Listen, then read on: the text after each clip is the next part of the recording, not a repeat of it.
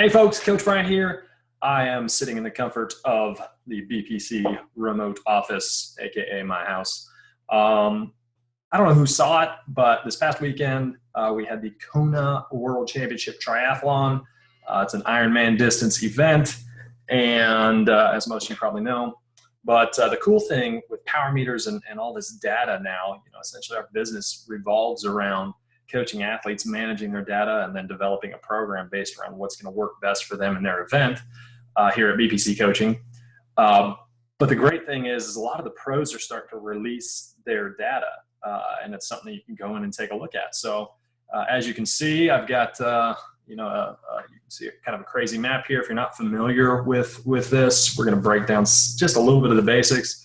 This is geared a little more towards the people who have some knowledge about power meter and stuff like that. So as you can see, we've got a map, GPS file that's been recorded. When you highlight stuff, you can see over here on the right, I've highlighted the final few miles of the triathlon, the bike leg rather of the triathlon. And what I want to do is essentially just break down the four, what do we have, 5 people, four of the male pros and one of the female pros. I want to just sort of look at their data and kind of see what the important stuff was, the things that we took away from it, and the things that we use to make sure you're training properly for your upcoming triathlons. I know we're kind of getting into the off season, just a couple races left on the schedule as far as the triathlon long course stuff is concerned, but going to next year is stuff that should be valuable. So first person we had here, Ben Hoffman, he was the highest placed overall person of those that were actually listed and provided their data that I found. He's the first person. Then we've got Jesse Thomas. That was the second place person, and you can see the name. Hopefully you can see the names. My video might be over that. I hope not. Lionel Sanders was next, and then we have Michael Weiss, and then finally on the female side, Sarah Piampiano. Hopefully I'm pronouncing that correctly. All right, so let's take a look. First thing I noticed, you can decrease the smoothing a little bit here, so you kind of take out some of the fluctuations. If we start looking at each person, some of the major things that you want to be looking at when you're going through your power files are things like over here on the side, we got intensity factor. We have VI, or Volatility Index. Those are 2 very important things. That's something it's all based off of a threshold number, so what you could hold for 1 hour. And because each one of these people is going to have a slightly different FTP or functional threshold power, it would vary for you. We wouldn't go out and say, hey, we want you to hold 350 watts, or in this case, at the end of this triathlon, 233. It would all be based on what you can do. But what this tells you, the intensity factor, that's just a percentage of their threshold. So this is 0.72 of what their best 1 hour power would be. So 233 watts, we're just going to run through these real quick. Again, I highlighted the last little bit. 200 watts, an intensity factor of 0.57, really low. Intensity factor 0.62 for Sanders. Intensity factor 0.66 for Weiss. And intensity factor, oh no, I clicked off of it. Oh, let's just do the last few miles again here. 0.68 for Sarah. So this shows us, when we relate it to the overall, most of these people are in the 0.77 to 0.82 range. So the last few miles of a triathlon, and the way you should be managing your race, is you should be decreasing your intensity as you get close to that transition area. Because now you got to convert from that run from the bike to the run, sorry. So letting those legs recover, letting the body recover, letting the heart rate fall a little bit, it's going to allow for that transition and your ability to perform off the bike. Okay, so the last little bit, this is a few miles that I was just showing. If you're doing a short course, it's going to be a little bit different, but this is long course stuff here. You'll want to start decreasing that effort level, letting the body recover, settle in, and get ready for your run. The next thing I want to look at, we're going to start back. I've got these in order of how they finished. So Ben Hoffman, he finished, I got a little note here. He finished 4th overall. His bike time was 4:28:06. I'm going to click off this so we can see the whole thing. You'll notice in the top left here it says 4:29:08. That includes, right now I have it showing distance. If we move it over to time, that includes this dead period, some of the dead period at the end where the bike was in transition. But if we look at his best performing person overall, intensity factor 0.79. So 0.79. You should be looking at your rides, your race-specific rides, and take a look at what your intensity factor is.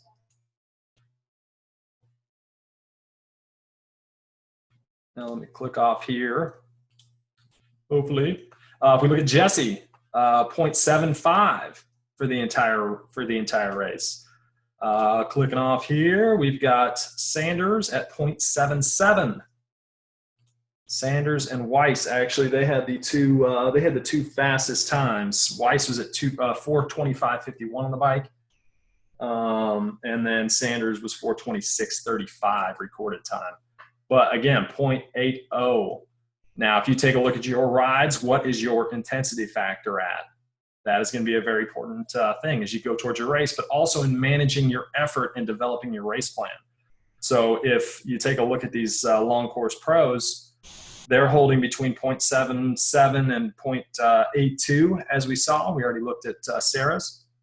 If you're going out there and you're holding an effort level that puts you in the 0.85, the 0.9 range, there's a good chance you are going to totally explode.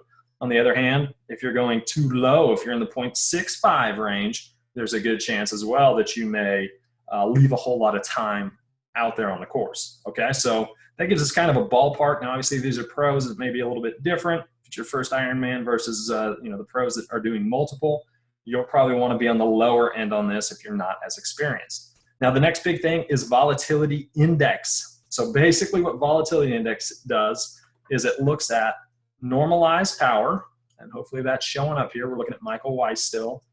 I'm highlighting normalized power, and then we've got your average power. And normalized power is essentially trying to say, okay, if you didn't have the spikes, you didn't have the fluctuations, what sort of average power could you have held? That's what normalized power looks at. Now, volatility index is essentially the range between the two. So if we take a look at 318 versus 304, let me do the math real quick. 318 divided by 304. We are at 1.046, or rounded up, we get that 1.05. So volatility index is just the normalized power divided into your average power. What you want to see, and this is where most people go wrong, most people love group rides and don't get out and do long, steady rides themselves when they're leading up to a long course event. That's a big no-no. So this shows that there's not much time spent easing off or off the pedals or coasting or recovering. And instead, it's a very consistent, steady, strong effort. Now let's take a look at Sanders, 1.02.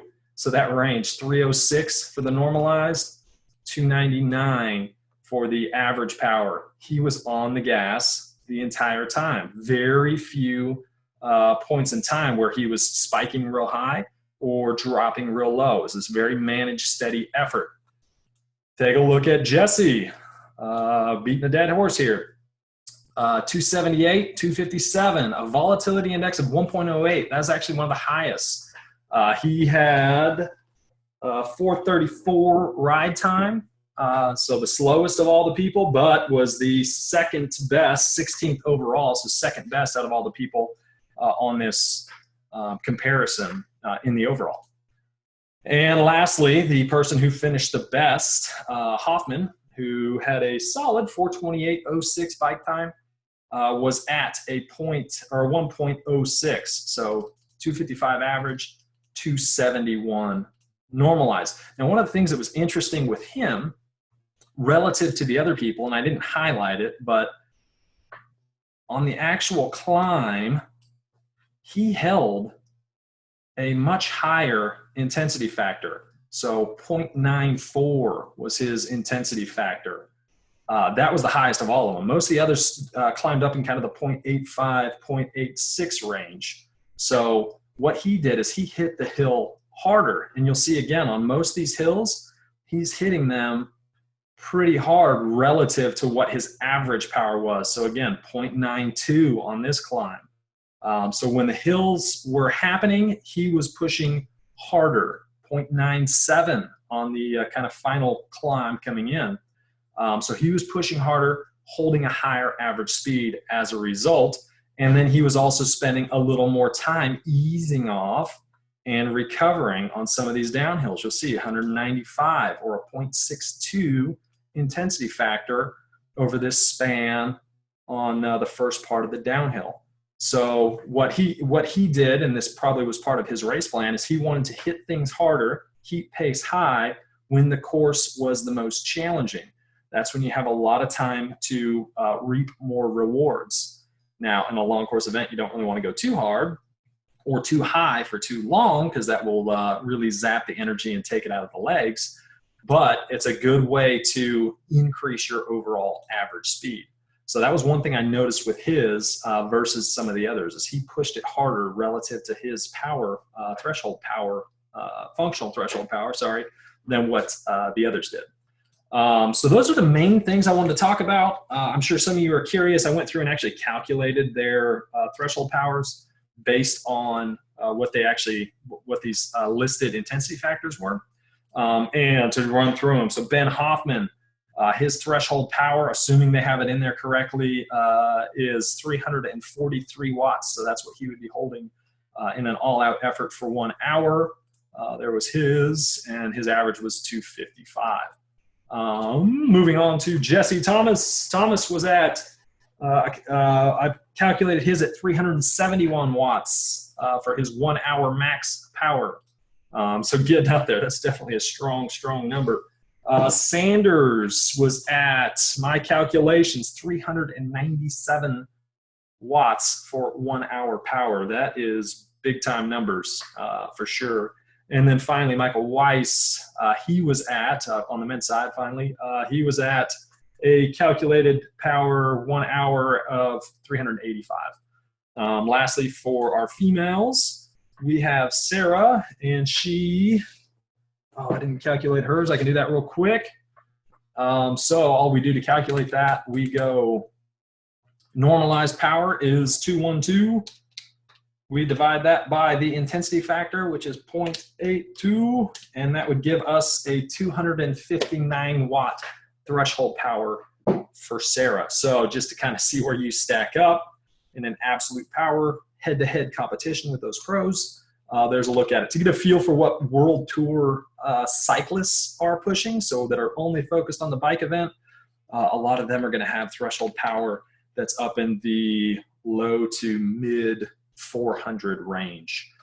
So just so you can kind of get a feel for how different people compare.